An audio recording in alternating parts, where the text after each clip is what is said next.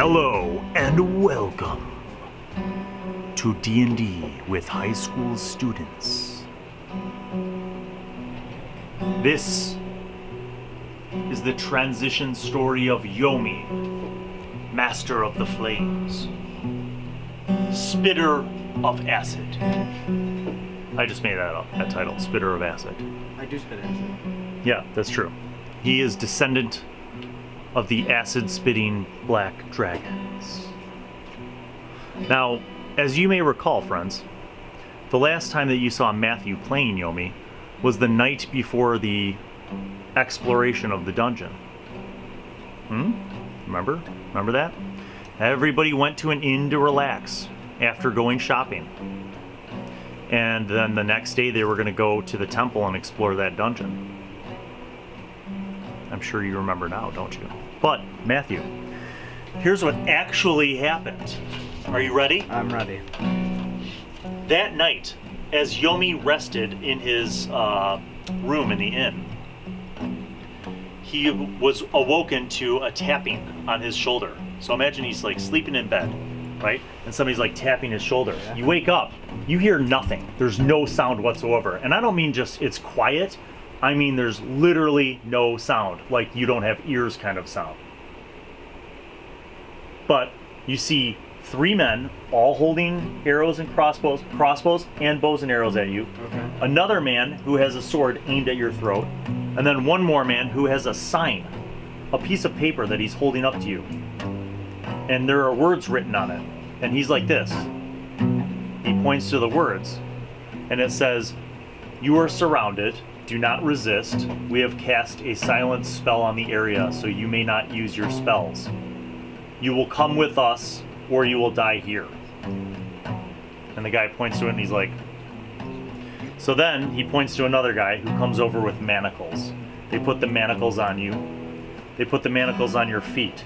They put your hands inside of cloth bags. And then they tie them. So basically it's like you have mittens, so your fingers are tied like this, okay? Then, two of the strongest men pick you up, and they get all of your shit out of the room. And they pick you up and start carrying you out of the room. And this whole cluster of guys surrounds you. They're all aiming their weapons at you. They take you out, right? It's nighttime, middle of the night. Nobody's out on the streets. They're carrying you through the streets of Poitax Jahar at night. And they go to this warehouse, this dank-looking building on the far side of the Palisades district, kind of near those shantytown northern walls. There's this old, decrepit warehouse building, and they go in, right? And there's just boxes and crates and all sorts of crap. And they open up a huge crate, and when they open the door to this huge crate in the middle of all these other crates, you see that it's actually covering a trap door.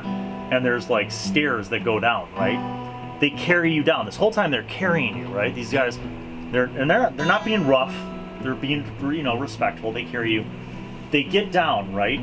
And you see one of the guys snaps his fingers and a row of lights appear, magical dancing lights, right? You're familiar with this kind of magic. It's not high level stuff. But you are now in this basement room. Okay? And when the row of lights appears, it reveals at the end of this row of lights a table and a man behind the table who you kind of recognize. And it is the Archbishop's assistant. And there's a chair in front of him on the opposite side of the table. The men bring you to this chair, set you down carefully and respectfully in the chair. They undo your manacles. They take the bags and wrapping off of your fingers, and basically you are now free. You can hear again. The silence spell is removed. The man across from you, the Archbishop's assistant, introduces himself. "Hello, Yomi. I am the assistant to the Archbishop of Poitax Jahar. You may call me Morgan. I have brought you here for a very specific reason. You see, we have several witnesses that are willing to testify in the courts that you not only robbed a general store, but also inflicted damage upon the owner of the general store. this sort of behavior can be punishable by death. But rather than that horrible fate befalling such a talented individual as yourself, we would like to offer you an alternative option to imprisonment or execution. How would you like to do a very special deed and get paid for it, and have your crimes wiped clean, your record cleared? Am I supposed to like answer? Yeah. I would like that very much. Oh, are you guys still gone? Yes. Shh. I was hoping you would say that. Here's the offer I have to make. The temple where you and your friends were planning on going tomorrow. There's something very special in that temple, Yomi. It's a crystal. And it's something very important to the crown. We need it. It contains not only magical properties, but very holy properties. It is a divine gift from the gods. We need you to get it. We have no problem with you and your group getting it. But one way or the other, we need that crystal. Now, I'm prepared to pay you 5,000 gold pieces to acquire that crystal from the temple. If you bring me the crystal by yourself, you get to keep all 5,000 gold. If you decide to work with your group, you may share the gold as you see fit. But the offer stands. If you bring me the crystal, we will pay you 5,000 gold. There's one more thing. We can't have any witnesses. So if anyone other than your group is underneath that temple, they have to go. Are you willing to commit to this? Yes, I am. Excellent. I'm going to give you a few pointers. There are some things that we know about what might be lurking behind closed doors and beneath that temple. One of those things is a very old, enchanted, protective barrier. Now, it might take the form of a door, it might take the form of a rug, it might take the form of a mural on the wall, but I'm going to draw out for you some symbols so that when you encounter this kind of thing, you will know how to move through it with ease. Again, you may choose to share this with your group or not share it with them. It's up to you. Once you've acquired the crystal, and make no mistake, this crystal should look, by all accounts, it should look like a kind of a orangish, yellowish, fiery, large crystal about this size. It should emit light and it should emit warmth. You'll know this when you've found it, and once you've acquired it, you will bring it to me. I have a location where I want you to go to drop it off, and I will be waiting there for you. Once I inspect the crystal and I know that it is what it is, I will pay you. So, we have an agreement. Yes, we do. Excellent. I look forward to working with you. He nods to his guys. They don't lift you up and cuff you. They just like escort you up the stairs and out. When you get out of the warehouse building, the lead guy that casts the spells is like, when you have the crystal, Morgan wants you to bring it to this address. And he has a little piece of paper, and he's like, look at the address, memorize it, and then eat the piece of paper. Or burn it, I don't really care, but don't leave any evidence. Okay. He gives you it, and then they leave. So you're kind of left on your own. Now, it's still late at night. So you look at the piece of paper, you memorize the address in the city of where he wants you to go with the crystal. And then it occurs to you that you have an opportunity to go early to the temple before the rest of them wake up. So it's conceivable that you could even go there, get the crystal before they even know, and split. What do you choose to do? Am I like adequately prepared to go Yeah. to this? Yeah, Okay. you have all your stuff, because remember, I robbed when the they store. brought you, they brought all your crap with you. So you have like this bag and all this stuff that No, you I'm have. gonna go to the temple right now. Okay, so you decide to go to the temple early, right? Before the light is even broken. you get a head start on everyone, and as everybody who watches the show knows, you get there before everyone. You find the secret door, you find the stairs down, you see the rug, and the rug has some of those symbols that Morgan had warned you about, so you kind of know how to navigate past the rug. You're getting around the rug, and you turn yourself invisible to go scout things out.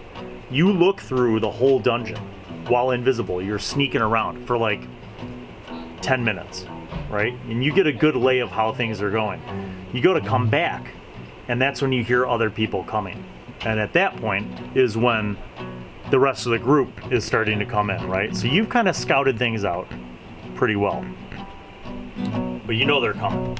And you know you don't have enough spells to just keep casting invisibility over and over again. So you kind of decide to just watch them and see what they're doing. And of course, again, as everybody knows who watched the episode, they have a hard time getting across the rug.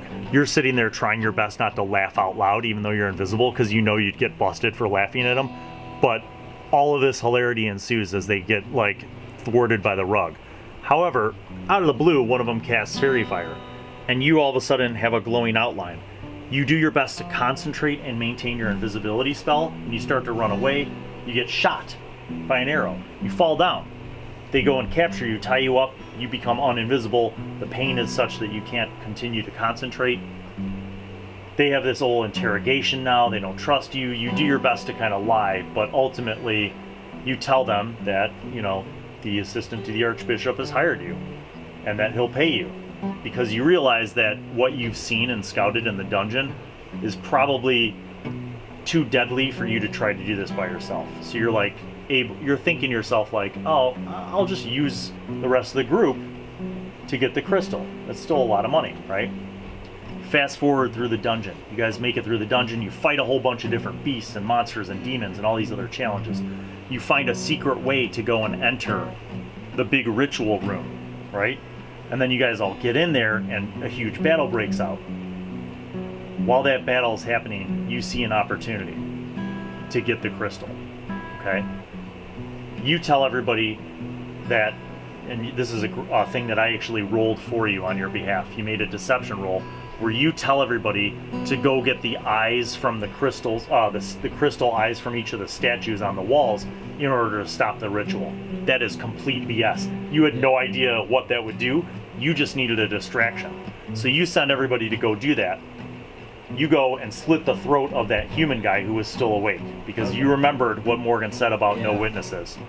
You grab the crystal and you would turn invisible and bolt, and you just ghost. You split, right?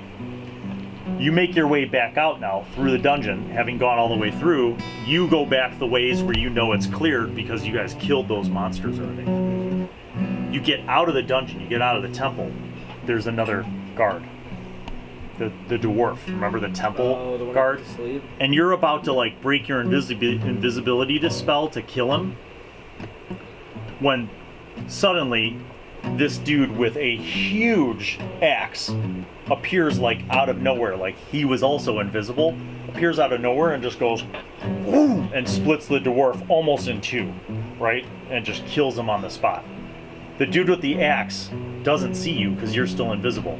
You just see him do this, and then he looks around, and then he leaves. So, as I should say, it was a human with an axe. A really strong-looking dude. Like, maybe the strongest person you've ever seen, with this big great axe. Okay, so you wait a minute, coast is clear, dwarf's dead, you're like, I'm out. You run outside. You go back to the Palisades district, you go to the address where Morgan told you to go, right? You go into the building, Morgan's waiting there. You're greeted by Morgan and he's like, did you get it? Yes. Just bring it here, show it to me. I take it out of my bag and I hand it to him. He goes, what happened with your friends? I ghosted him. I distracted him, grabbed the crystal, and left during battle.